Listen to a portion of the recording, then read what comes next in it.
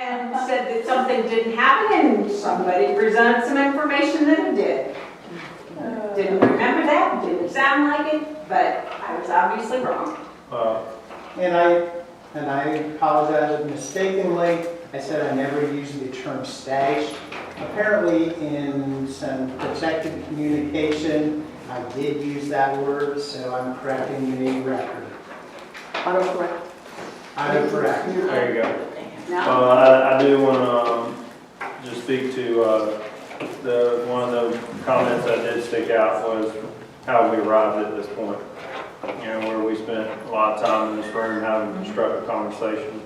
So I appreciate that comment being made, and I'm hoping we can get back to constructive conversation. Sounds good. I think a lot of it has been born out of frustration on both sides, because I think both sides do want more for teachers, and it's just really hard when we feel like it's limited. So I can definitely understand where some of the frustrations have stemmed from. Today I brought a couple of documents, and one is counter proposal to some of the proposals you guys made last time that I'd like to pass around and review. And then we also have response, another document that's response to the statements, other issues that you guys brought forth that had more to do with financial. And I feel like still do not have a financial proposal, but I feel like we can look at the language that you guys proposed and counter proposal to that and have some healthy discussion around that perhaps. And then following that, we can dive into some of the responses for the finances, just so we can have some productivity on the front end of things. We can do it reverse if you choose, but it doesn't matter to me either way. You good with that? I'm good with that. Okay, we'll pass around counter proposal language. And I'd like to go through and I think we just take them one by one and we can have a discussion around each one. You know, some of these there's counter proposal language, and some of them there's just statement back in regards.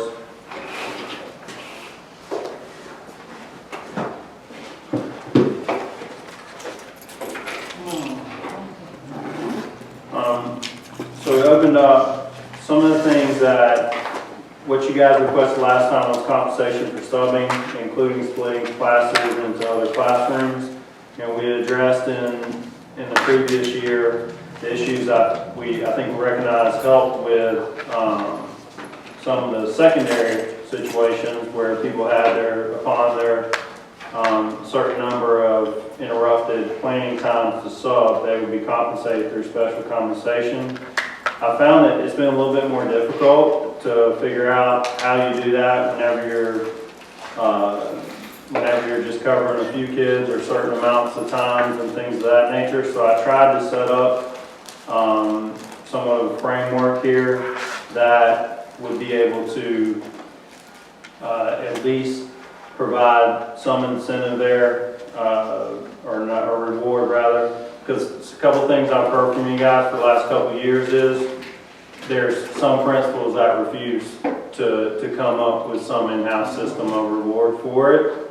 And so I feel like this language removes them from being able to, it establishes a requirement for them to do something. And at the same time, it also offers, with the bottom piece of it, that if they want to work something out with their administrator that's a little different than what's here, there's some flexibility if they agree to it. So take a look at that and see what you think. It is very hard when you go into, the reason I put the time greater than 2 hours, because I feel like right at the end of the day, you might have teachers that are doing favors of a leg in, kind of watching so they can hit a doctor's appointment or do something for one of their own children. So that's kind of why I put that 2 hour point there. And then for the, and then you see, I measured out by students and kind of tried to apply minutes to it. I'm totally open for suggestion on this. This was my first or second or third thought, stab at it. I had a couple other ways I tried to figure it out, and it just wasn't making enough sense to me.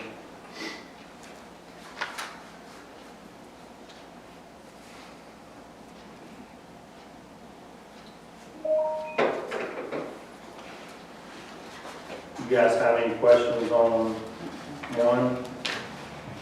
Okay. 2, collaborative planning will be at the discretion of teachers and will be without administrative presence.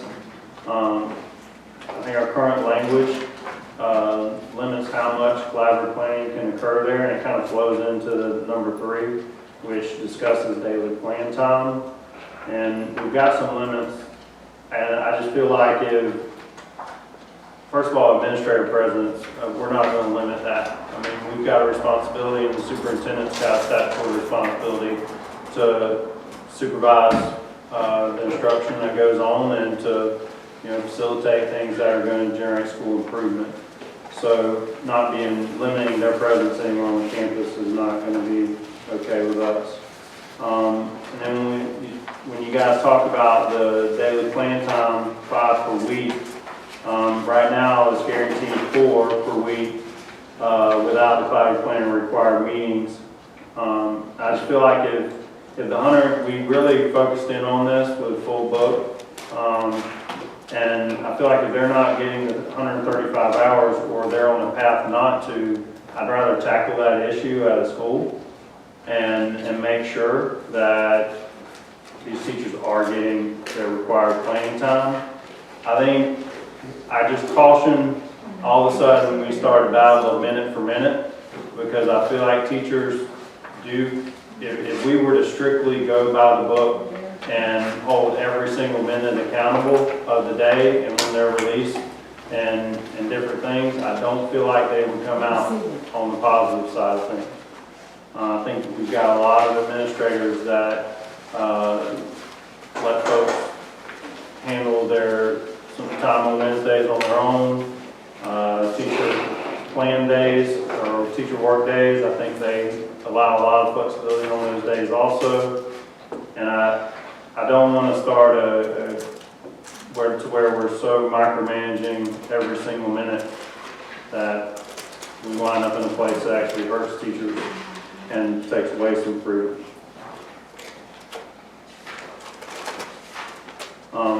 Could you give an example of that, because I don't understand? I think if you've got a Wednesday and there's no faculty meeting, and I don't think there's people that are tracking down teachers a lot of times to figure out how the remainder of that day is spent. Or on a teacher work day, when after they report to work and there is a faculty meeting or something that occurred on teacher work day, I don't think a whole lot of folks are hardcore tracking what's going on after those initial times there.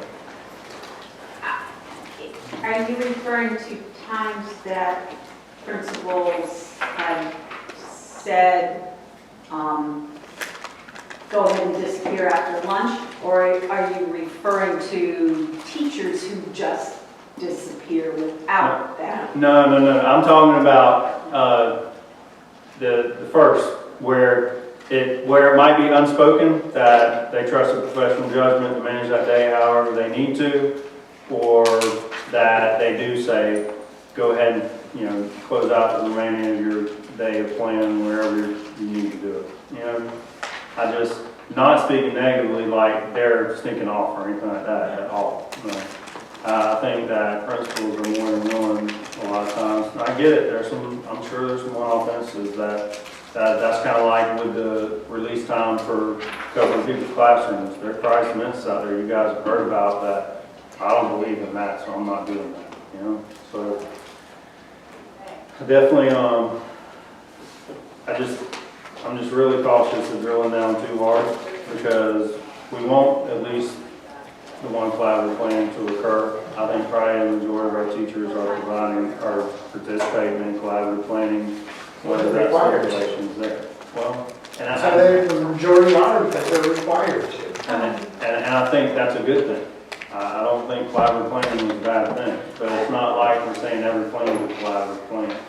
Correct, I guess I have a comment, question, both, whatever. The collaborative plan, should we go among the teachers? And maybe, I mean, if a coach was in there to try to help them with the instruction, whatever, to make sure that it was there. But we have heard from a couple of them saying that, well, the administrator was there, and then the administrator was going into something else, and we didn't get this done or this done, and then they couldn't plan because the administrator's doing something else. Which is why the statement, no administration, came from, because they weren't getting their plan time, is what I'm saying. I mean, it's like, if you're supposed to be a collaborative plan to plan your lessons with everybody, it should be used for that.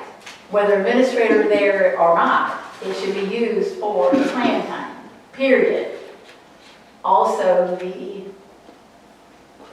whatever you're calling them, the PLC plan things, whatever, the longer days, the 2-hour and 3-hour meetings that a lot of the schools do as a grade level or whatever groups, you know, whatever that they do, because a lot of them do that. Sometimes on those days, there's supposed to be a partial time for planning also, and it tends to be a lot of data, and we need you to do A, and we need you to do B, and we need you to do C, and we need you to do all these things, and then again, they don't get a lot of time for actually planning, per se, of what they should be. The principals can speak. for And I themselves, guess so- comment, question, that kind of Yeah. together. I think just- that as administrators are gaining knowledge of collaborative planning, I know for the first time ever, I attended the PLC Institute in this past summer, and I know many administrators went last year and are planning on going this year.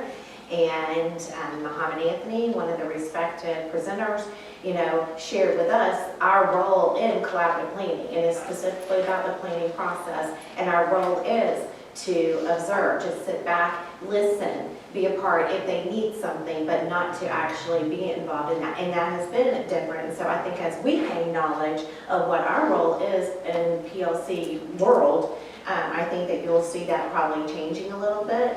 And you know, I appreciate that, but I think we can probably just use a reminder that this is planning time, and I think that that can be, you know. Again, I mean, if they're observing whatever, you know, if they have a comment or the teacher asks them, whatever, no Exactly. problem. But to be, I mean, to be there and say, no, you have to do this, and then you have to do this, and then you have to do this, Fill out this form. and that's not a collaborative plan, that's coming from administrators saying X, Y, and Z.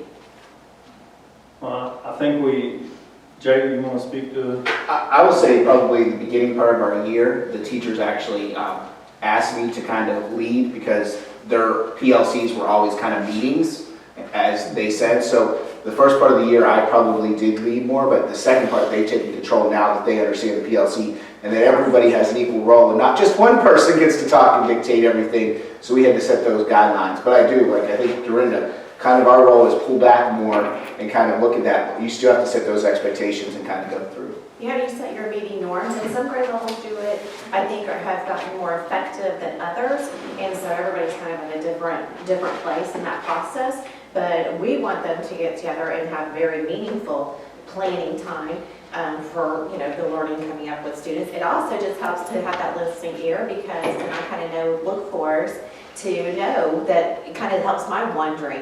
I can just listen to them planning some instruction on a certain standard, and the next week it may be my grade level to actually go in and do a learning walk, and it makes a connection. And so it is beneficial, I believe, on both sides. I just know that teachers collaborate all day long. And that is something that happens at lunchtime. Everybody sits together. We work on things. What happened with your kids on this assignment? How'd they do? Do they really understand where they were going? And we're constantly doing that all day long.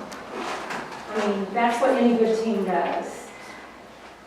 So, but on our PLCs, we have Susan Emmerich coming, and she's modeling how to introduce different lessons and things like that, which is very valuable because she does it in a totally different way. She's got tons of experience. And, you know, she speaks our language, so it works. I think it's, what I would like is rather than, you know, you guys hear constantly necessarily, well, you need to let us know so we can take care of it. But it was more of a, okay, if we can see the value in what's going on, and we can look in pockets where it's not being done as well, and where they're not far enough along in their learning, where they're stepping back and allowing the teachers to drive the sessions, then chances are if it's happening in one pod, it's happening in the pod, you know, one wing over. So if it's something that can be addressed, not school specific, but not necessarily individuals and small group specific, to where we can, you know, get folks in and make sure that that administrator understands how it is supposed to be conducted.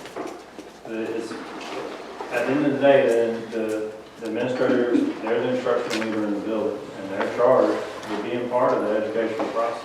So as far as prohibiting them from being part of those, no. But as far as us tuning them up to make sure that it's not counterproductive, I definitely think we can make some impact there.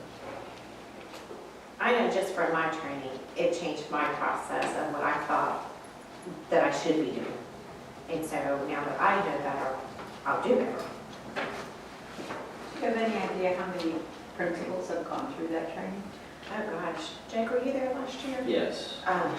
I would say at least half, but At not least half, and I two-thirds. think, and that was before last year, and I know it's in Orlando this year, which last year it was in Fort Lauderdale, and I think there's even more going this next year. And so it was probably 3 of the best days of learning.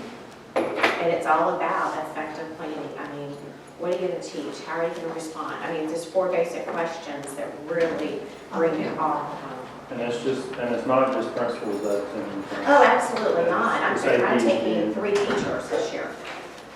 3 teacher leaders are going this year. That wanted to get a little more about the process of how leading teams. Where is this at again? This one's in Orlando, coming in next year. Yeah. Is that something that principals are required to do? Oh, absolutely not. I'm not It's exactly expensive. sure how they're managing that. You guys can probably speak more. It's never been said mandatory, but it's been strongly encouraged because it is such a good, and I think the feedback after the first year, it spread to more principals of how good the workshop was. It wasn't just another workshop. And I know principals actually took their teams last year as well, and this year again, like Joanna, my 4 core department heads are going with my 2 assistant principals who haven't been trained, so we're all on the same page.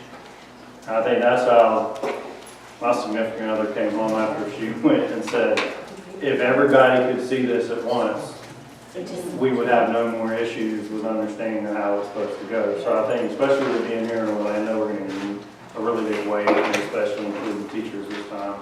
I think some teachers, leaders have done it already, but I imagine there'll be a lot more this year. And who's bearing the cost of all of this? I know that I'm a Title I school, so it's part of my professional development plan through Title I. I imagine it might be a variety depending upon. For me, it goes along with our AP program as well, so I use professional development dollars that are designated for AP for any type of training. Just in response to all of it, you know, we are working harder than we have ever worked since I've been teaching school, and I've been teaching a long time. I mean, there is no day where we're not running around like dogs. What's next? What's next? Yeah, and there's no time to grade. There's no time to grade papers. There's no time for me to drive to take it all home. And so I'm staying at school till 9:30 at night. And I'm not the only one. My whole team is. So we're staying late. We're going on weekends. So that's basically what we have to do to get our job done. And that is a fact. Terry, are you referring to your planning periods? Ma'am? Not having your planning periods? Yes. I would say there are still a lot of things that we have in the contract, to, like USC meetings and TSS meetings. We have teachers that have those kids, they get very little of their own time. That's right. So I think part of that kind of came into maybe that consideration that if there was not a monetary thing, what else could we give back to teachers? Because it seems like, for example, if somebody has a regular, like a K-6 degree, let's say, and then they have ESE, he'll put most of the ESE kids in that teacher's class, so then they get stuck having all those meetings because they have the ESE students. Same thing in middle school, high school, it's usually your English people that get stuck doing those meetings because they want a core teacher, so it's English and math, and then they lose all their time. So it's difficult for certain ones to have that planning time, and I'll almost guarantee you that they would not have their 135 hours. And when you think of that in terms of those going to other meetings. Now, with the 4 plan periods, if they were actually having those, that I'm not for sure either. Now, with the time now that some of the schools are even going to 3 and 4 times of doing the your flex intervention, whatever you call them, I know it's taking out minutes out of the plan time that everybody has also. So I'm not for sure what that is creating in certain schools or not, but they may not have their 135 hours in that either if they actually sat down and calculated it, let's say. My understanding is that their intervention should not have impacted that heavily, should have been built into their daily schedule. They're cutting, Some of them were cutting some of the Periods. academic and cutting. But I think they have not trimmed them super significantly. Jacob, y'all, how much from one year to the next, you know, your period times have changed? Well, I wasn't there before it came into the year, but looking at it, I think it was 3 minutes. Okay. And Because they actually cut more of the time on the in between last time. we'll let Linda sign her name and then we'll get her up. Sorry. You ready for your first question? Yeah. Right before. You ready? It's a I'm ready. Your intervention time, how many minutes did you shave off each period for July 15th? I think 4 minutes. Okay. how many times a week we have it? How many times do I have it? I started out just 2 times, Tuesdays and Thursdays, right after third period. But now that we're getting ready for testing, we do it 4 times, Monday, Tuesday, Thursday, Friday. However, if we have a large number of subs, then I cancel because it's not effective because substitutes can't help them with their work. So like last week, Tony, we canceled what, once or twice? Twice. So we only had it twice. We had it scheduled 4 times up until like April when we start the testing. I think it's important to go back and do some math. Well, I know we're heavily looking at, master schedules, and especially if people are planning for next year and odds and ends as we go. We make sure they're getting those 135 Have hours. 135 hours for a course credit. What's that? For a course credit, then that have to be 135 hours. I need to, I can't reference off the top of my head. I know there's got to be a certain amount of It's times. just time, so Yeah. if it's, 135. I think that's where that number came from. Gotcha. So therefore, what's the issue? What are we talking about? So, yes, oh, okay, I got to see. if we're doing too much intervention time, cutting too much time, we're not doing 135 hours of instruction for regular general ed course credits.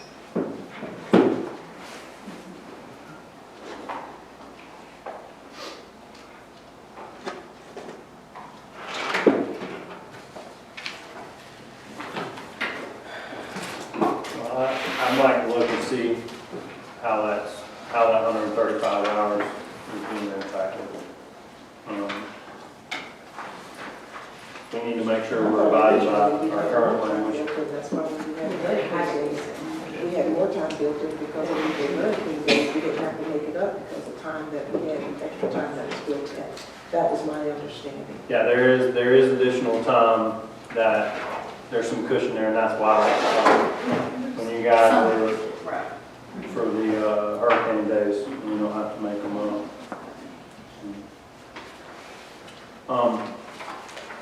We're going to move to number 4, learning walks, instructional reviews, or any other type of data collection and cease. Definitely not going to cease, but this is some of the language that we've talked about that does a few different things. Changes some of the language like observations to visits, defines the purpose of the learning walk, to determine trends and best practices among classroom departments. Definitively states that it's not related to the team evaluation system. And while it allows for individual teacher feedback upon request, my original proposal at the very beginning of bargaining this year stated to restore the ability to use names, and I backed out of that. I feel like Dr. Glasscoff's team feels like, for the purposes of the learning walks and looking at trend data, there's no need for that. So that as far as the names and direct identifiers there. And I can tell you, like last time we met, she's taken feedback and gone back and reviewing norms with her folks on how to conduct learning walks and what the expectations are, kind of like PLCs to, don't overstep the boundaries, and appreciate the learning environment. It seems like when we talked about learning walks at one point, a teacher had the option of saying, I would rather you not do this today. Okay. Is there somewhere in here that that's covered? Because right now it's only the administrator that gives permission or not. And this wording, like I just mentioned to Stuart, I don't think this is the original wording in the contract currently, because I don't believe conferring was in there. I think it said, and after receiving permission, or something like that from the teacher. No, there's nothing that grants, there's no permission on the basis of the And after conferring. There was something where they could say, no, Which is I'm not on here. comfortable. I'm doing X, Y, I thought and that Z was today. in there. From, you're saying contract language or proposal No, language? the contract, it is right here where it's saying after conferring with the teacher involved. I think it might be in there somewhere that they can actually. It was in there. It was somewhere that they could actually say no. And there are times that, I remember one time somebody came in my room years ago and I was like, oh my gosh, not today. But I don't know if that was, I don't think it was admin, I think that was something towards the district. That's that's in a different section. Yeah. Oh, so maybe I'm getting the two. Yeah, since And that's what I thought. I thought it was in a different No, this is section section than this. 4. The current language, observation of the teacher's classroom by persons other than district/school administrative supervisor personnel and other authorized personnel may occur only after consent has been granted by the administrator and after conferring with the teacher involved. 24 hours notification will be given. When possible, the district teams of 4 or more conduct a classroom visit.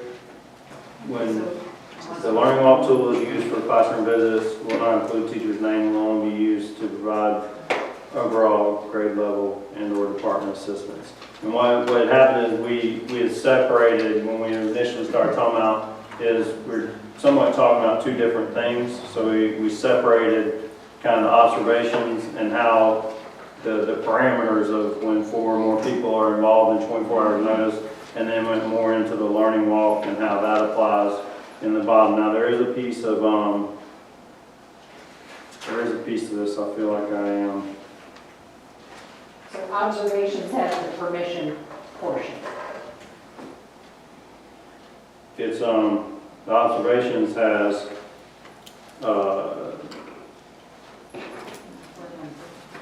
after consent has been granted by the building administrator and conferring with the teacher.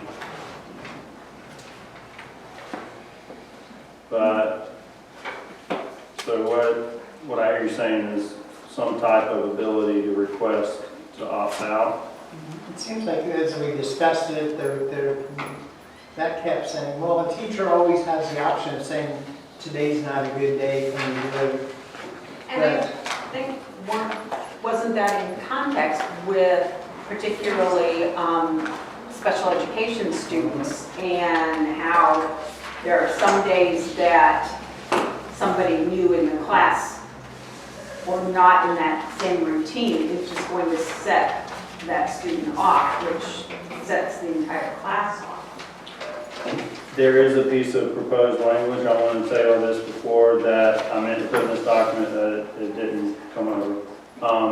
And that was on the counter proposal, at the end of that first paragraph, there's a statement that says, visitors to classrooms will respect the learning environment and minimize any behavior that might cause a disruption. So that was something I meant to include in the proposal.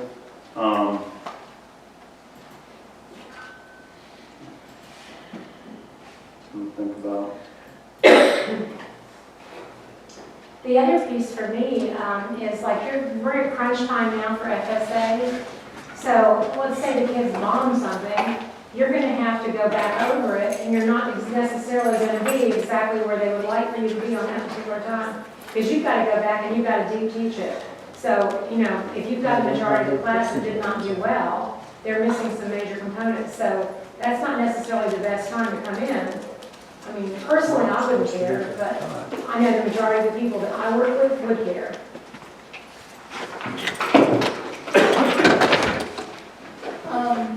Another, I guess, question. Would this section be the one where as we learned a couple times ago, the regional people with their instructional reviews, is this also then what they do?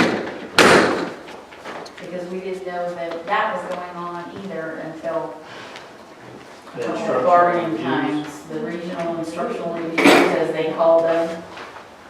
So does this section include that? I mean, is that I'm just asking here because I'm not for sure why regional people have to go in 3 times a year, but that's what we were told a couple times ago, that they come into classrooms 3 times a year, and we had no idea that those were going on. Okay. So I'm wondering, is that And then what's the this section, or? Then we have the new one today, targeted feedback sessions, where they go into a classroom and observe and. Well, I think what they've been doing is just leaving sticky notes on your door. They just leave those little sticky notes on your door, and they're supposed to tell something positive that they saw. That's just it. I think those visits are lumped in with learning walks.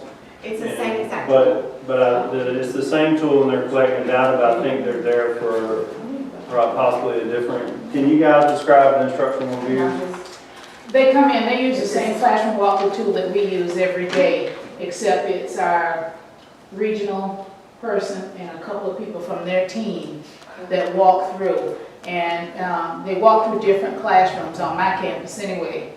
On the second one and the third one will be different. But it's all just tallying and totaling this stuff. That's what it is. How many times did you see collaboration? We saw it this many times last round.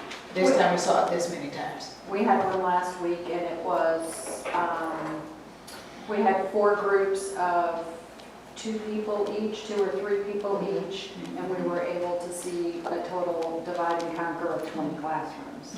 Yes. Because we saw 24 at the high school. So 2 people coming in, it's not as big of a problem as like 4 or 5. No, they're separated. Because then they don't I think the only time that you might see 4 or 5 is like, for an example, we have principals meeting tomorrow at Mount Dora High School. So Mount Dora Middle School. So there's probably will be like 7 or 8, 9 groups. We just were at Mount Dora High School last time. So in my group, however they paired us, there was probably about 4 or 5 of us when we walked those classrooms. We just walked, you know. And school only gets hit with those once every 3 years, correct? Correct. So that The again, school would only experience those once every 3 years. every 3 or 2 years. I don't know. I know we didn't have Yeah, that. volunteer. Doesn't it say, district teams of 4 or more. But it says 4 or more because we had 4 come, another 4 come, not this year, but last year. 4 came, and on the way, another 4 were coming, and then after that, another 4 were coming. So when we do it, we visit 3 classrooms. So when we had the set of us, when we were at principal's meeting, we visited, and I keep looking at you because I know we're at Mount Dora High School, so she was part of that. So we hit 3 classrooms, and then we were done.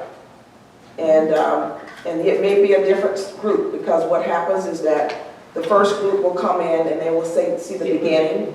Then the second group will come in and we see the middle. And then the third group will come in and we see the ending of the class. And so that's how it's set up. And the teachers volunteer to participate. Right. in Yeah. those days, The right? principal has to get permission. Yeah. I just hosted the AP meeting last month, and so I went to every teacher and said, is it okay if they walk through? And one person said, well, I'm not going to be there, so, let's do that. But everybody said, yeah, sure. See, and I think that's where I'm getting confused though, because you had just said, and the principal has to get permission, but we don't, I thought we had Well, talked about when I that. say permission, if I say permission, it means that we ask our teachers. I don't want to go okay by the room, I haven't talked to you, said, hey, can we come through your room? Because it's not just us now, it's some of the regional people. And I think the reason that we ask is, if you're taking it, if you're doing a Test test or or something, something. Right. it's not necessarily that the teacher didn't want them in, it was just, and there were a couple of people that said that they could do the test the next day and they, would introduce something, but it's just because it might be absent. But they do that for the AP, they do it for the instructional coaches, and they do it for Avid. Yeah, that's their own walkthroughs too.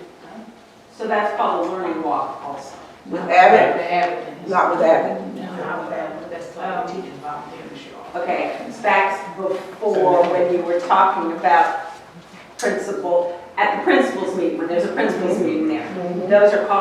Those are also designated. Those are learning walks, As learning walks. because the data is Different from learning walks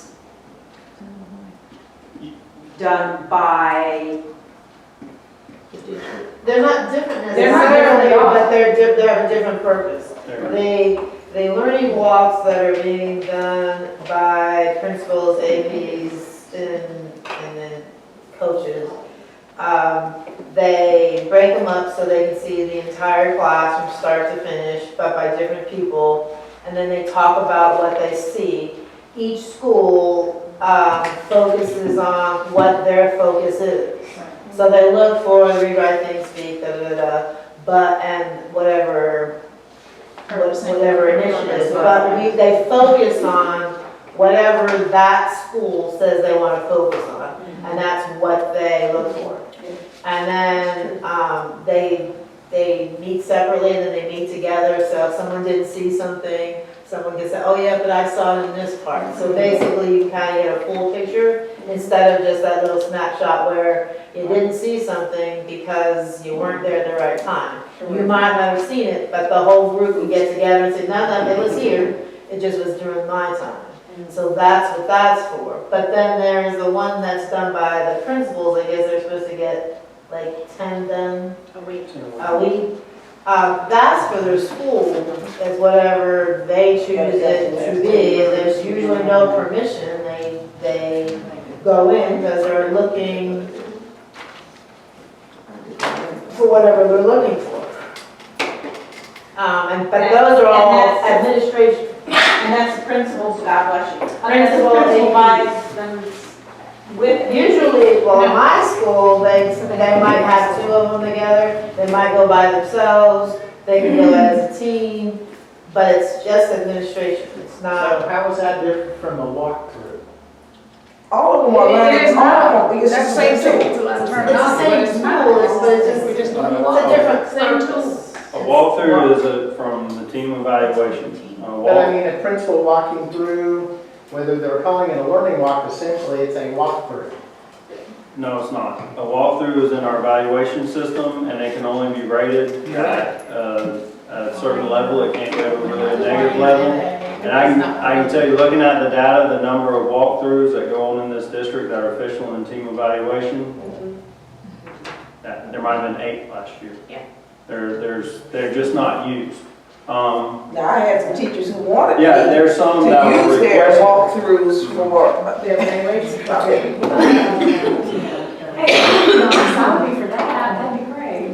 And sometimes what they'll do is, at least I know that, I'm thinking about one where somebody didn't have a check someplace when they did the formal. And so what they did was they asked for an informal walkthrough. They didn't tell them when, they just said they would be in sometime. And they were trying to get that check. So it was to benefit them, it wasn't to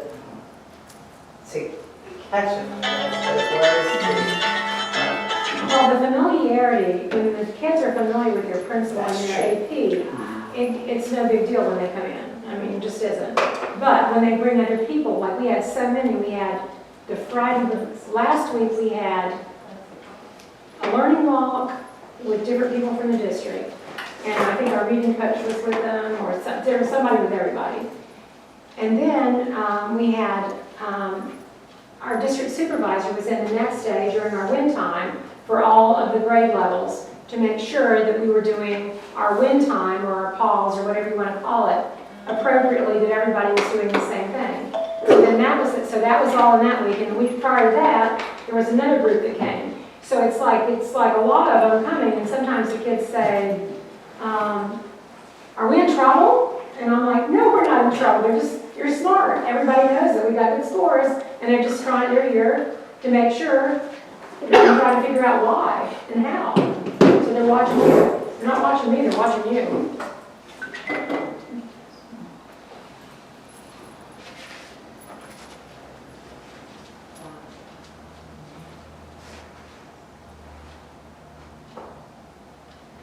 That makes sense? Yeah. It just seems like there's an awful lot of It's just a lot. walkthroughs, learning walks, informals. I think it comes like in a cluster or something when everybody has to get it done maybe, I don't know. A lot of people going in and out of classrooms. My administrator's in and out of my room, I mean, she's in and out of our entire room every day, no matter what. And they're used to it. And today she was in with Miss Abston, so they were both in there today. It's like no problem. I mean, my kids don't even flinch when they see them. They don't even move. So even when I went and participated a few weeks back, coming in, I think we had a group of 4. Now these were teachers that volunteered, so it's probably different than if they didn't know we were coming. But we were all unfamiliar faces, and it was the same thing in the several classrooms we went into. They didn't miss a beat. But I mean, I know there's situations where you might have some ESE students, and I think it must be more in your inclusion environment, because that's what I went back and asked. Well, are you guys visiting your self-contained classrooms? The only time that's occurring is if one of the district representatives that specialize in ESE are coming out to the school to walk with an administrator and see what's going on in the self-contained classes. That's a little less level of intensity, I think, than what goes on some of the other walks. Because that's what I didn't want, is for a group of strangers to be busting up in one of our behavior support classrooms. I think we all know that's not going to do anything. So did you say that there was something that you wanted to add to this statement? Yeah, it's the end of the first paragraph. It was, and I want to kick myself for leaving out, visitors to classrooms will respect the learning environment and minimize any behavior that might cause a disruption. And I get it that at least that statement's there, that if you do have situations that are causing major disruptions, then there's language that sets an expectation that that's not to occur.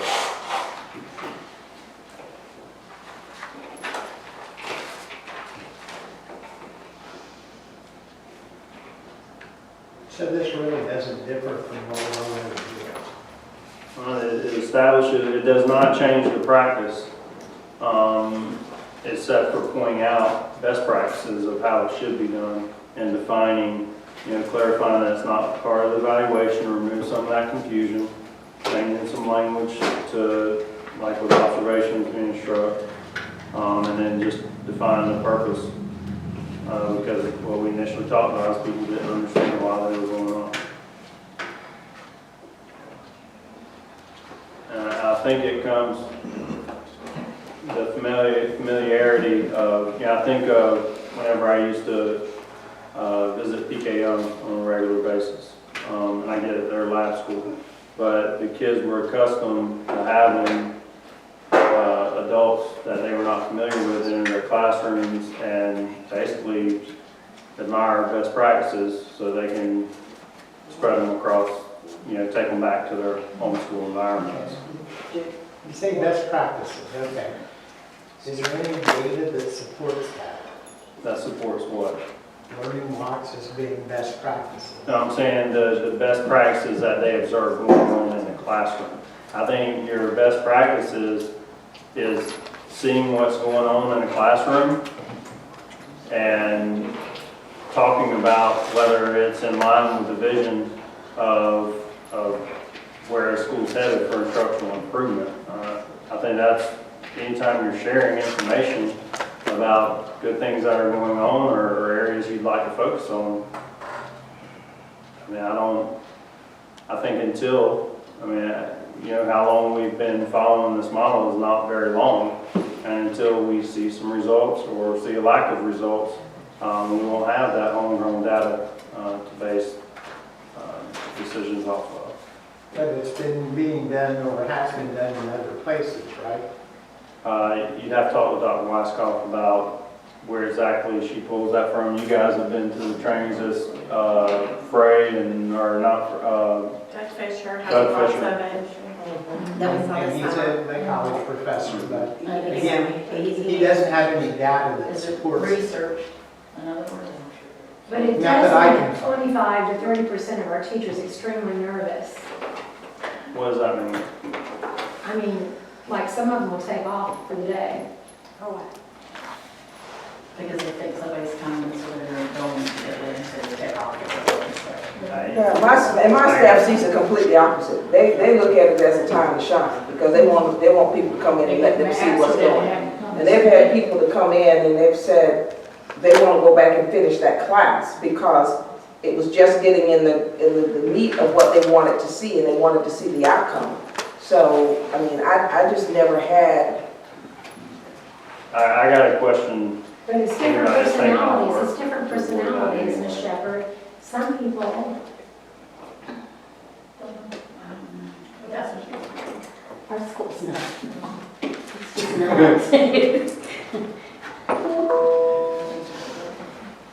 And there is some research behind, on purpose, John Hattie talks about the high effect, that is a high effect size. If students know the purpose, the what, why, and how, what they're teaching, and the increase in student achievement just from knowing that piece. And that's John Hattie's work. So there is some, and so there is some things that in our instructional framework that I know were put together based on just high effect size strategies.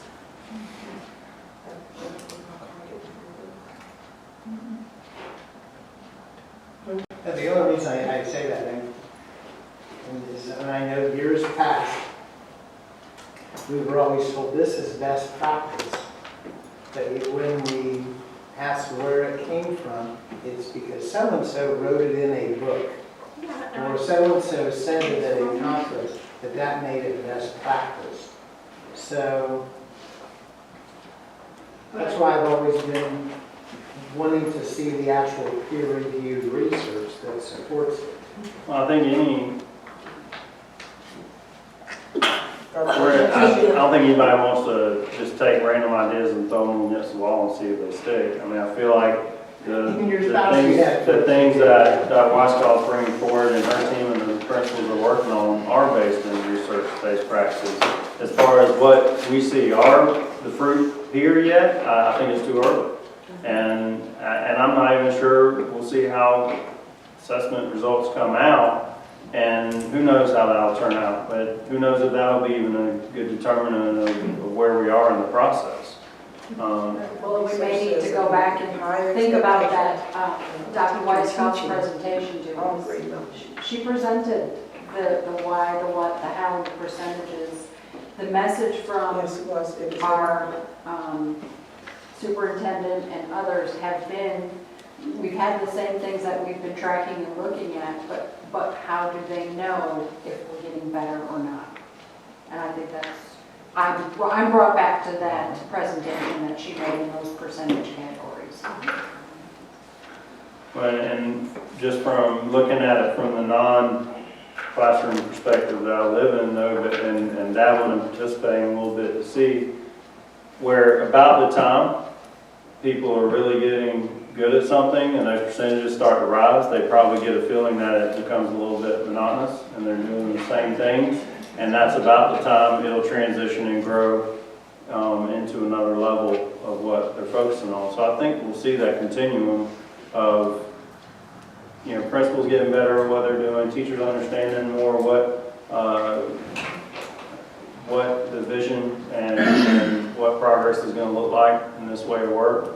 And I think it'll continue to grow. What I can't stand is whenever, you know, I've been in districts, well, they're starting a new initiative every year, and they'll say it's research-based or it's best practice, and then all of a sudden you're starting the next initiative next year and you scrap it. And I know you guys, every school district has experienced that We've in been the through state. that for the last 5 to 10 years. Yeah. It seems like what with this, it seems like a simplified version, almost skinning it back to basics and not making things so complex, but being able to witness what's going on in classrooms and share what the trends are.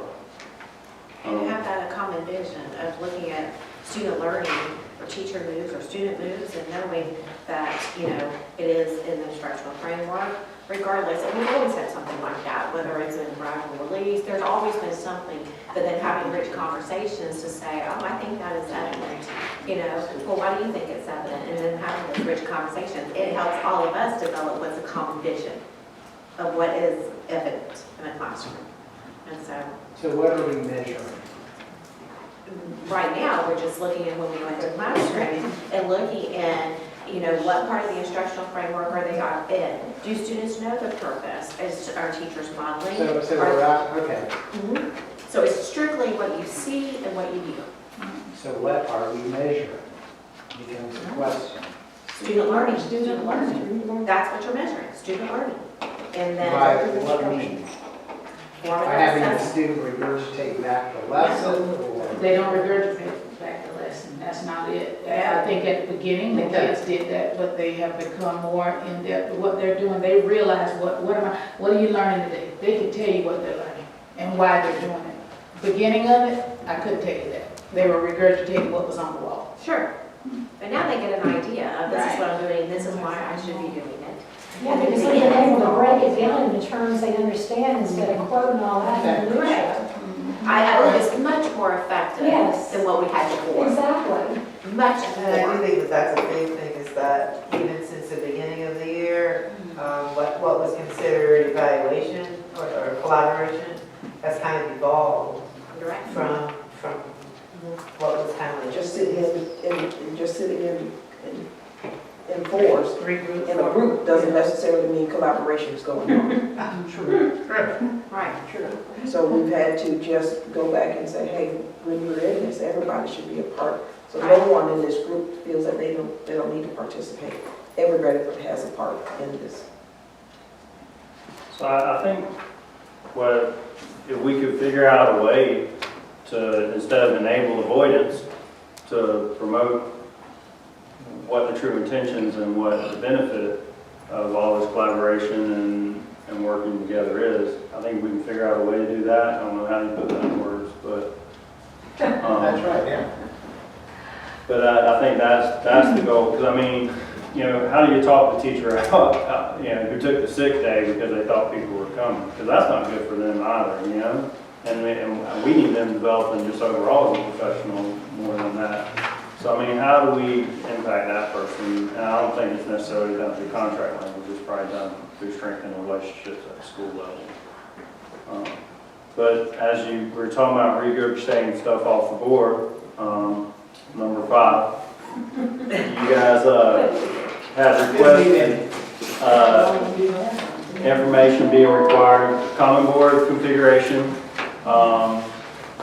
For anyone who has dealt with that or not dealt with it, a little history. A few years ago, before I got here, there was a grievance filed that common board configuration was quasi-lesson planning.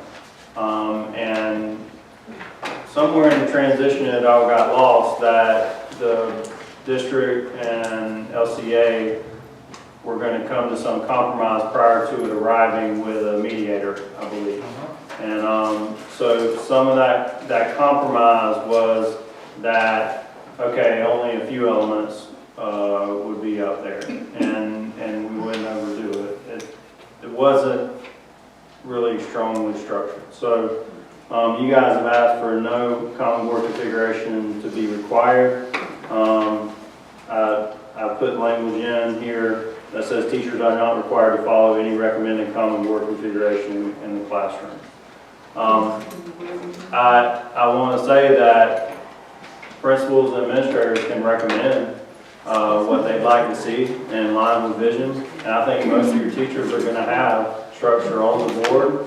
But at the end of the day, what also just being totally upfront and transparent within their team evaluation, there are things that putting a little information on the boards helps them out significantly. So they just need to be prepared that if they're going to dig heels in and not put anything on their board, then they're going to have to be able to accomplish some of the things that are in their team evaluation in a different way than what's probably they're getting pretty easy marks on their evaluation for taking that route. This language did not come out of nowhere. It is something that is resurfaced from before me and now that I'm here, but also in discussing things with Dr. Weiskopf. And I think it's something that just scratching something on the board.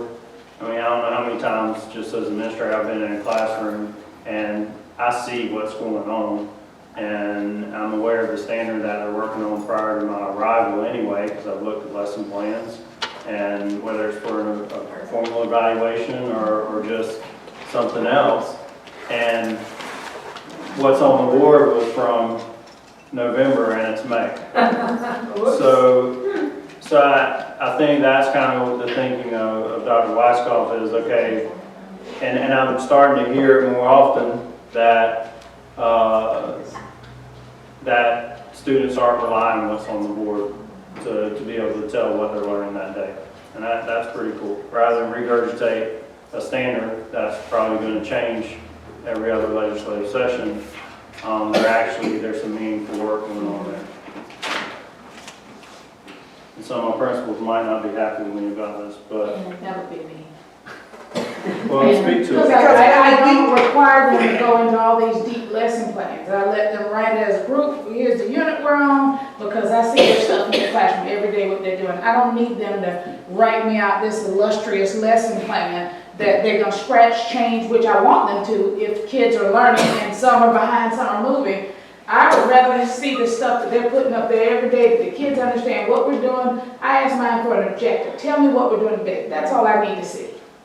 That's what my kids need to see. And we did this a couple of years ago at Lake Mineola, Yeah. where we scratched it and came back, and we all came to a conclusion, and we decided on what we would put up there. It was just very simple. I think it was just the objective, because the kids, when they come in, I can't tell you the number that complain when they walk in. They want to, the first thing they do, they look on that board. Because on that board, they know it's something that they're going to be doing that day. That's the truth. They look on it and it's like, why doesn't she have something in here?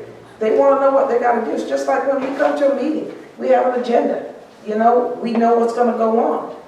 Kids deserve that. If we're there for kids and giving them the best that we have, I think they deserve to know when they walk in that classroom what they're going to learn today. And part of that is when they do that, that's why I take, okay, they're working on this unit in here, that's your lesson plan. Guys, I know you're working it. I've talked to you, I've sat in your PLCs, I know what you're doing.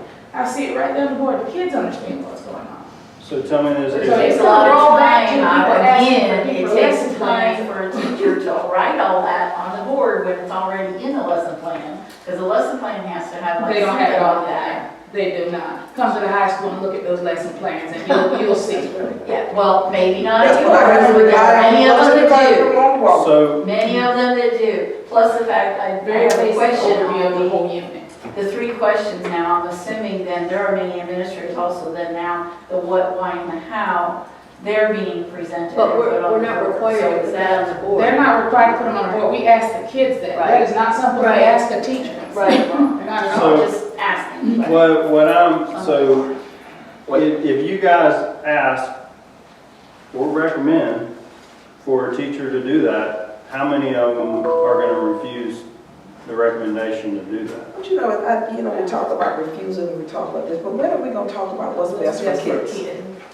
What's best for that kid when that kid goes in that classroom? Are we gonna give that kid the very best we have? I know, that's just me, I look at it as a kid. and What are we doing today? But the That's it. administrators will come in and the students know what they're supposed to be doing. I remember, oh, she was in here? Oh, okay. Because they're all doing what they're supposed to do. But I don't think requesting somebody to put daily objectives on the board is common board configuration. I'm I think thinking, that when I common see board common came when board there was like, configuration, when we we've had a got common column. board, there must have been, because I did it back in school, there must have been 10, 12, 12, yeah, central question, y'all did that. And we kind of did away with that, because they're gonna have the date up there, it's just the objective, and whatever There are their, several of them. their that ticket right out, now, something, there's 4 or whatever. 5 things that they want on the board. no, I don't think we did it like that. We started out, there But had. I don't want it to be where I gotta change what's Everything going was on, what's on working there. at But my that school, was not this year. I don't think anybody would like to on that one. because it's. And guess what? I don't want to look at a bunch of fluffy lesson plans that are really not the meat of what's going on in the classroom during the week. That's great that people write all that stuff up, but what does it really matter? What matters is what's going on every day in that classroom. And then And you I tell have, my teachers, just do not stress yourself about that lesson plan. Tell me what you're doing today. Let's go with that. but Ms. Garland, there are teachers that like to write a script, and that's what they do. They sit there and they work on it, and they have like 8 pages of lesson plans. And I'm Well, like, somebody need to help them I don't out. even, yeah, but It ain't too much time for me. that's a person's individual style. Also, And that's 8 pages. also under number 5 is lesson plans. So so this might blend in. So if you remember that some of the lesson plans were the language was confusing. The whole sentence didn't make sense. So you guys recommended changing out outline items to core standards to be included. Lesson plans will include information identifying core standards. Such plans will be made available to the principal during the week prior of a lesson to be taught. And they don't have to post till Monday afternoon. What's that? They don't have to post until that Monday. Yeah, the Monday. And Some of them do the Monday because then they have the weekend. And some of them do it all. But I mean, if they don't, I go have a conversation, hey, Ms. Brown, I'm working on this. I see where you're at. We got you. And I'll just say, kind of going back to common planning, if I'm in that common planning and I I'm know listening, what's I don't going even care about the lesson plan. Because I know what you planned already. Right. So it's not as detailed, you just need to keep a track of what you're doing, but And then you may have to put 2 up there because you have to go back and reteach something. If they don't do well, you're going to It call should that change. back up there. It should be. change all the time. But you've already put on, for Monday, you're going to be here until you look at everything and go, whoops, gotta go back to this. And they should realize that you're working with your kids now, Right. real kids. That's why I gotta go back. Exactly. Or sometimes you have a substitute and now everything was covered, or you want to go back and touch on it again. Because the ones you gotta be worried about is that perfect lesson plan that goes according to their plan every day. And everything's on target with that. If they haven't scratched and dirtied that thing up or changed something, I had to go back. how they really working with the kids. And it happens to the best of teachers. That's why you love the dirty lesson plans. Hey, Miss Law, I had to go back. This kid, and I love it when they say, I had 10 people in this room that didn't get what I just taught. I have to slow down. No, I'm not where my other people are. Okay. That's what teaching is about. It's not all we're going to get on a 147-minute day and the expectation. Because all classes are not the same. Yeah, so people need to stop expecting the lesson plans to be every day on Tuesday. I said. And everybody has a different level of children too. You may have some that Yeah. That doesn't happen in real life, it doesn't. Say, When I well, taught, how come they're on page 110, how come you aren't on page 110? But again, if you're in those And collaborative so- meetings with your Right. departments, you'll You know already told me that what to do. I know both was behind a week with Damon and Todd. I know that because we just met and discussed it. But I don't trust that vote. My last section here, you guys requested 9 events not be required until compensation is provided. I'll read my response first. Current language provides for equal release time for teachers required to participate in evening events. Those activities generally include events that teachers will voluntarily participate regardless of any requirements such as open house, orientation, report card nights, graduation, etc. They are currently compensated by allowing the use of flexible release time instead of the personal leave on the books. And I do want to say, and I'm probably going to have principals mad again, but for the language adjustment of something I reflected on back from our open book time, and it was requiring teachers to be on nights and weekends specific for fundraisers, and not the events that were discussed here. So I added in, teachers will not be required to attend evening or weekend activities that are primarily designed as a fundraising event. That's good. Only thing I know you got Sue's not coming up, Yeah. so I'll be volunteering. That's right, drag your parents in there. I got a big hat. So I just remember that being a pressure point that they felt obligated for something that they might not even see proceeds off of. I think principals that are dialed into their billings will have enough volunteers and participants in those type of events where they can still count it as one of their required evenings, but they're not required to actually attend. So these are the proposals. If you guys don't mind, I would like to caucus. And we would like to caucus too. Are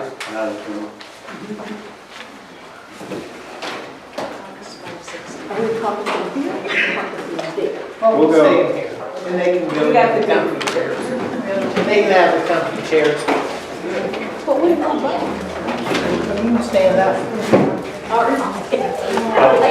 Today, I can definitely bring Scott to our next session. He's at Lost Lake presenting to a SAC committee meeting on public school finance. So no, he was not scheduled to come today. I'm sorry if I misunderstood Okay, that. I just saw him on your invite list. So. Okay, yeah, I think I invite him. That's more of a notification of when bargaining is. Okay. And then we kind of alluded at the beginning, you're still looking for money. No, I said that I don't have a compensation proposal that, and I wanted to start with language because I don't have anything to bring forward. I have some prepared responses for, some of it's got more detail than others, but there's probably supporting documents. Like, there's certain things like you guys had asked, for example, Medicaid billing.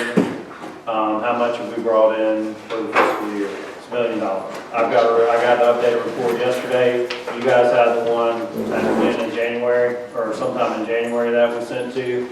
So some of that detail I can send supporting documents. I just got the one yesterday, or today, on the updated amount for that. So there's different things where I've replied to the different areas. At this point, I don't think we're going to find funding for compensation for this year. The bonuses that we've done for the different groups were tapped on that, and basically the bonus, reasoning behind the bonus was to try and do what was fair for all folks who were left out of best and brightest, and follow a bonus structure because we didn't have identified reoccurring funding to support a reoccurring expenditure such as base salary increases. And some of this stuff we can go through, and then what I can do is this will be a prep document because I know we're tight on time. But this can be a prep document for our next session when Scott can come to the next session. And in the meantime, I can provide any deeper dive supporting documents. So I'll go through some of these. It stated that the school board taking money out of teachers' pockets. Response: over the last 10 years, the Lake County School Board has dedicated an additional $25 million to increase teacher salaries. Eliminating teacher positions. Some instructional positions have been eliminated, but the district currently employs 3,074 instructional personnel. This time last year, we employed 2,943. That's 131 more teachers than this time last year.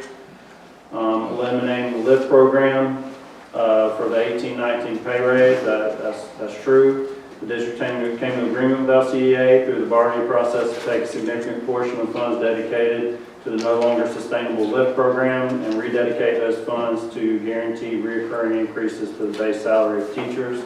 That was a big emphasis that we talked about in the bargaining process, is how do we make some of these dollars permanent for teachers rather than a LIFT program that was sunsetting without a plan or the funding to move forward with whole. Decreased curricular shortage money from $1,000 to $750. That's also factual. The district came to agreement with LCEA to reduce the amount of curricular shortage stipend and redirect those funds towards also the base salary increase that occurred in 18-19. The pharmaceuticals were free from care here. Employee will now pay by unanimous decision made by the insurance committee, which is comprised of a variety of stakeholders from district, including LCA president, vice president, LCA representatives, as well as SEIU representatives. It was decided that pharmaceutical drugs that now can be purchased over the counter will no longer be distributed at health clinics for routine patients or use by patients. Those drugs will be provided by the clinics at the time of diagnosis when necessary to address an acute illness. So you show up and you're having some type of, say, allergy event. They do have, say, Flonase they can prescribe to you, but they're not going to stock your lifetime supply of Flonase anymore. Adjustments to the pharmaceutical formulary are necessary to offset the rising costs of specialty drugs and ensure financial stability in the overall plan. I think, you guys, we've got insurance committee meeting this week, so I'm hoping we're going to get, it's a fun week this week. I'm hoping we're going to get some updates on insurance and kind of where we stand. You guys have some questions surrounding, insurance and the savings that are going to come from plan adjustments and the pharmaceutical changes. A lot of those hinge on, we just had those changes take effect in September. So those are forecasted savings, and we're hoping some of those will come to fruition in the pharmaceutical. They were stretched over a 3-year period. We hope those, and a lot of those were based on rebates. And then our plan design changes.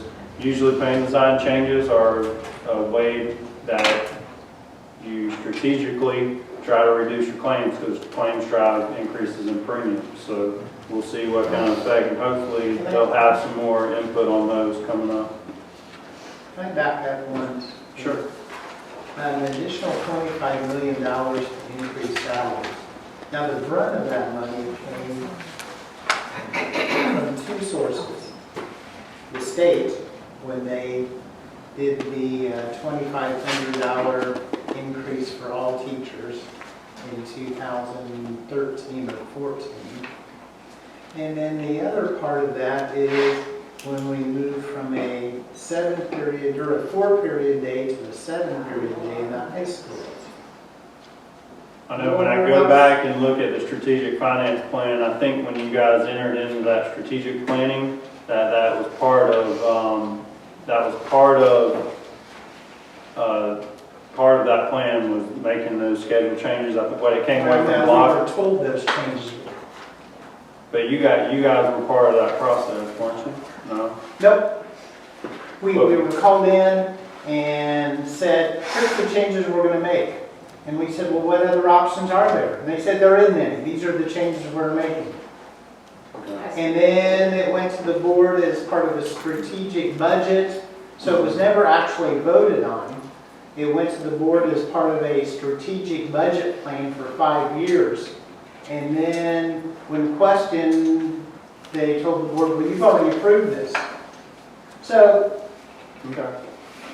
Well, those were two events. I can tell you, I'm not a real big fan of I wasn't there, but I'm not a real big fan of a lot of things that came along with that plan, because LIFT was born out of that, which was I think an altruistic concept. well, that But was not another savings necessarily that came out of that of $4 million. Well, and here's what I want to tell you also, and I didn't include on this because we're talking increase in base teacher salaries. You can add in a decent larger chunk of what was going out in stipends and supplements through the LIFT program that were not, they counted for FRS, but they did not become part of the base salary for those folks. So that $25 million as far as money directly into teachers' pockets was a much larger amount, but I just wanted to focus on base salaries. And that was over the course of 10 years, because Yeah, and you the rest of that didn't came see from the legislature in the governor's 2000 governors. you know.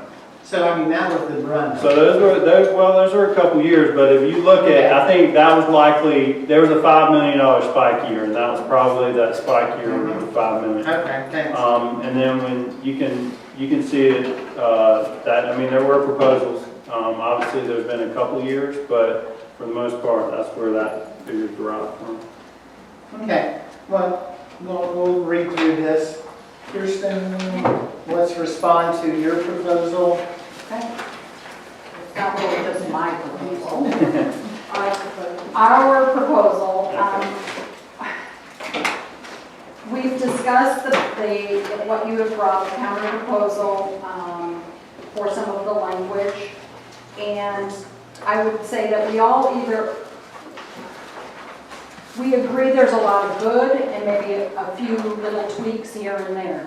The problem that we have is that when we don't bring money to the table for our instructional staff, we've got to give them something. And we don't see that there's a lot given, and where we feel that the best need is in planning time and or night activities.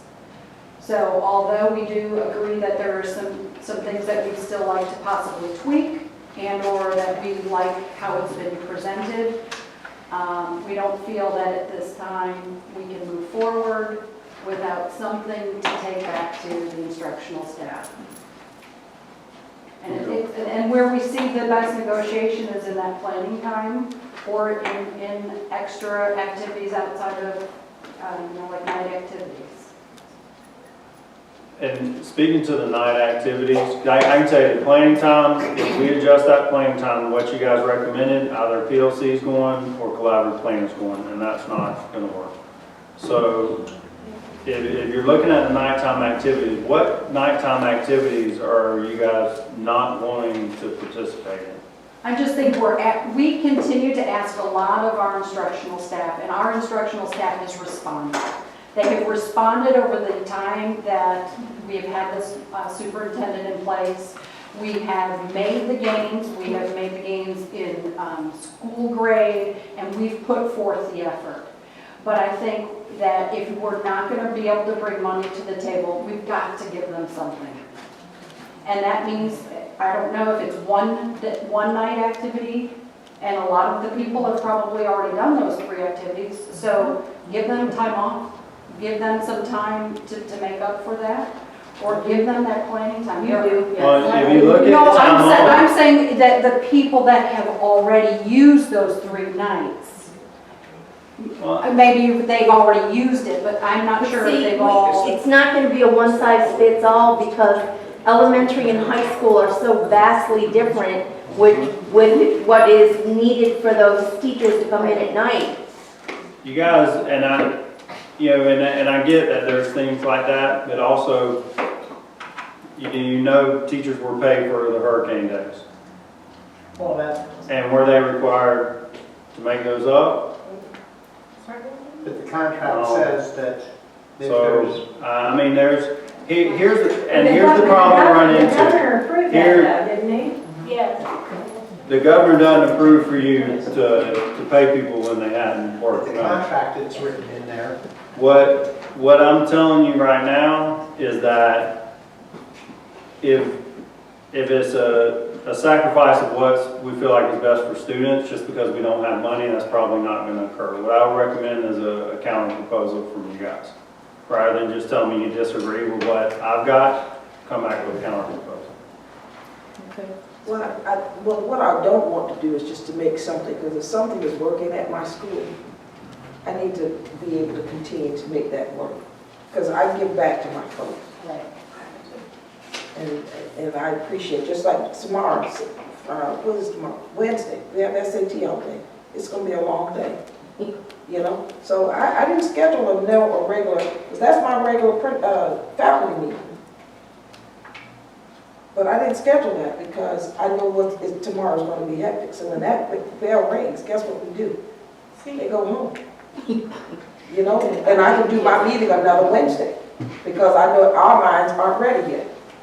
All right? Because we're gonna have a day tomorrow, or Wednesday. But I kind of do what I need to do to take care of it. And if my faculty and staff has come together and agreed upon something, I think we just need to do it. On the 13th, guess what? Not one of them working on the 13th. All right? So I've got to come back and I've got to give time. I've got to give back and I have to do. But I have to do what works for my school. Well, and I understand that, and I think also as we plan and we continue to bargain, you also don't want to set a precedent that it's okay not to get a salary increase and not get anything in return. And I think we don't want to leave our instructional staff with that impression either. So if we were to say yay to all of these things, what's to say that next year? And I understand we're not bargaining for next year. No, I know. But that's a slippery slope to start getting down. Well, I think, and that goes to a point that, there's more I want to talk about on the financials moving forward. I think with this current administration, I think we display whenever we have the ability to compensate, we will. And even well, the big question is what happened to the $75 increase in base student allocation? Well, it went to several different areas to try and keep the district healthy and whole from a financial standpoint. Because if you just give raises on BSA years where the year before we gave raises, it was a 47-cent increase.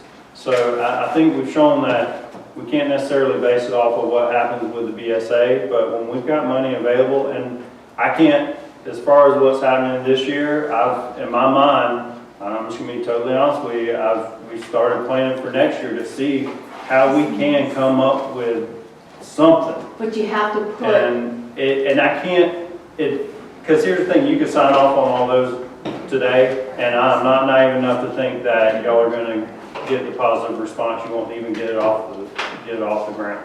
But here's the thing, I can't, and this is where the negative messaging comes into play, and I can't tell you guys enough that when it's put out there that the district is shady and they're doing things that I don't believe align even close to what's going on, then they're not going to trust us. But the factual information is what it is. We don't have a conversation to give right now. And when something goes in language that compromises what we feel like is right for students, when you guys get a raise next year, or if you guys get a raise negotiated next year, I'm not naive enough to think all that language is gonna come back out of that contract. So I'm not wanting to barter what's best for kids with a compensation package or lack thereof. And I don't even know, I get what Mr. Clapp's been telling me the last 2 meetings, how do we make this work? And I'm not sure how to make that The work. teachers just want to see, salaries even put in the budget would be nice. When you're sitting at a 3.2% fund balance, That was last year. You've got to- 4.5. no, we're not at 4, and we're not at a 4.5% fund balance. And I'll bring Mr. Ward back to discuss all that. But when we're sitting at that line to budget for increases, it's asinine. It doesn't even make sense to do that. Because trust me, I would like to get to a time when we're sitting at a 7 to 9% fund balance, and we can budget a 3% raise right off the rip before we build everything else around it. That is, trust me, I pray to get there, because we want compensation for teachers. We want compensation for non-instructional. Well, and understand that we aren't saying, there was some good wording, there were some good things that were presented. But, there would still need to possibly be, I think there was a couple of concerns in the proposal, number 2, or was it number 3? 2. So little things. Well, I also think too, that I think, going back to the salary thing, it's not even that it's just at a standstill, it's just because of some of the things that were implemented as far as the healthcare. That's actually deprived some of our teachers from money, because if they had to pay those additional for those pharmaceuticals that they didn't have to pay before, so now they're in the red. And then with the higher deductibles and those kinds of things, so in actuality, even though the actual pay per se is the same, they're actually getting less because of these other things. So it's not a matter of just that bottom dollar, it's those other things that are taking away from the bottom line. And for some of these people, it's a one income family. And like coming in on a weekend. For some people, it's not a hardship, but for some people it is because they're working. And I understand that for sure. And I can tell you, from an insurance standpoint, things could be a heck of a lot worse. And But a lot of the teachers, contributions that have been made on the tail end of plan years after things have been bargained and negotiated, as the end of the year closed out, and the district not even talking a whole lot about it, contributing to make up the gap in that plan. So the fact that we can keep plan, I don't want to call it minor, but plan adjustments that aren't heavily significant compared to an increase in premiums that just blast family plans out of the water, we're in pretty good shape from an insurance standpoint, and I feel like we're heavily trending in the right direction where hopefully we won't have to, I do think there's probably going to be plan adjustments somewhere down the road. The way insurance is, who knows, And I feel like we're very fortunate to even have our caregiver facilities available. I have a teacher friend that works for a charter school in another county, and their amount of what they get for a doctor is they get to call an 800 number, like ask a nurse. but if our teachers have to go outside the care here, doctors now are requiring that you pay that deductible up front. And we talked to a local doctor last week, and he said, I have heard this from 5 different teachers. No, I'm sorry, I can't have that done because I don't have the $750. And I think and I know there's one hospital in particular in town that has changed their policy because their contract ran up with the people that were allowing them to finance some of those upfront costs. And it was at the hospital level where some of that occurs. So I think, talking at our insurance committee and bringing that up this week, help people shop their health care so they know where they can go to get a little help on the front end if they don't have that cash readily available for the 20% of their. But it's not even the 20%, it's the initial, even the initial visit. If you have to see a cardiologist, they want that $750 up front before they even schedule an appointment for you. I know, it's not, I know that Yeah. it's not you doing it personally, but I'm just No, I know. saying, teachers that get sick just can't afford to go. And I think, and all I can tell you is imagine how our non-instructional employees feel. Trust me, I get Oh, it. their And salaries are. My heart breaks for our non-instructional employees because they're working for insurance. Yeah, So, I mean, there's huge incentive for us to try and, that's why, you know, we have to do some things to curb and keep us below what trend is on the increases. So, I know that's more insurance world, and we'll have enough time to talk about that in the future. The other thing that, just an issue with flex time, and I know that part of the initiative is to use the flex time for remediation. And so we're working on, the bottom quartile. I'm assuming that's everywhere.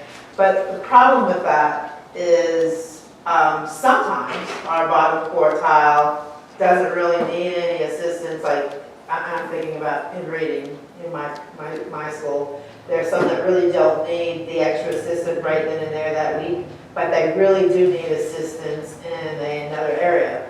And some of the teachers, don't get to utilize the students that they need I got you.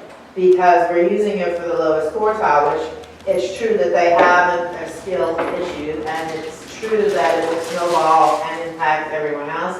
But on the same token, there's a lot of teachers that would prefer to have a different set of students than what they have. And so they're planning, and your remediation teachers are happiest planning, generally speaking. But the reality is that some of the other teachers aren't getting the students who need kind of remediation in their particular area because of that heavy concentration. And so it creates an issue because you got, this extra planning, and it's not so bad in some classes because it's skills that you're going to be working on, but now you're making extra plans in other subject areas that they really don't need any help with. They need acceleration. In some cases, like I can see some of the grades are all 100s. We're pushing beyond, but it's a problem, not so much when the teacher's there. The problem is when the teacher isn't there. Yeah. Then what to do with, because generally you're not teaching to a class, you're teaching to a group, and a sub really can't deal with 30 people here, 4 people here, 5 people here. So that creates an issue, but it's also the actual putting the roster, putting them in, and sometimes, trading students off. And so it's just a time factor. I think some schools are in different places in the evolution process of flex time.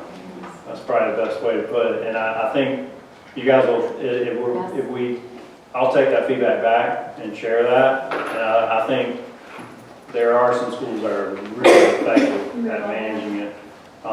So I'm optimistic your school will get there. But that's definitely, I get it. They're putting the time with the money area. I get it. So, but you're saying they need help in some other areas other than tested areas, perhaps? Yeah, just because those are the students that, those individual teachers feel that they're going to get their bang for their buck, and it's based on their evaluations. Gotcha. And so that becomes an issue because basically they're planning for something that they really don't feel a need that they need to be planning for because of that set of students. I got you. And if I can kind of dovetail, we have some schools are now requiring artifacts for that lowest quartile during their flex time. They need to upload artifacts. There's planning that's taking place, going back to collaborative planning. For the core subjects, those are great, but yet for like CTE classes or the one-off people, they don't have collaborative planning, so people feel that why do they get more time than I do? So there's a lot of issues here as well. Well, they should be, especially in the language work on before, there should be ways to roll those people in to assist and participate, in the plan. So we need to probably know where those areas are, so they're included and not just getting, additional time compared to everybody else. But there again, when this whole thing, flex thing was presented, it was your students off of your roster on your subject. But it's also states in there that basically like the PE teachers and things like that would be involved in the plan. So, I mean, but it's also if So the there might department be some requests. wording cleanup that needs to be done. Okay. Okay, 6 o'clock. All right. All right. Sorry. You want to set a time? Yes, please. Cool.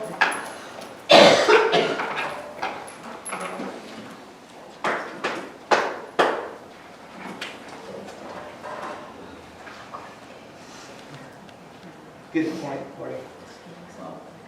2 weeks of spring break. Are we sending the message to all principals that teachers are able to work from home on that March 13th workday, or? No, we're not. I've got time that I can give back, so when I'm giving back time, that's the best time that I can give it back. They're working on 13. I'll talk for me. They're doing that. We're finishing the mental health training, so that was there, but I've already told them the last days of school, if they're done, we make up that time then. And they got it at Christmas, the days, so. It's saying everybody at one time, I think you gotta look at what, we can't often say professional development all at the same time either. All right, I'm just throwing it out. Yeah, no, I understand. The week we get back from spring break, I don't know what week is that. That is, Go yep, back to the Wednesday, 25th. yeah, then we can start earlier. No? So next Wednesday, the No. 11th. No. No. Okay. 25th. Yep, 25th. Okay. 25th, 25th? 3:30. At the school board. Yeah, March 25th. we're good. Thank you, guys. Gail, can you send me a date earlier, like, to Julie Fall? It'd be 3:30. I talked to you this morning. Okay, guys, TTFN.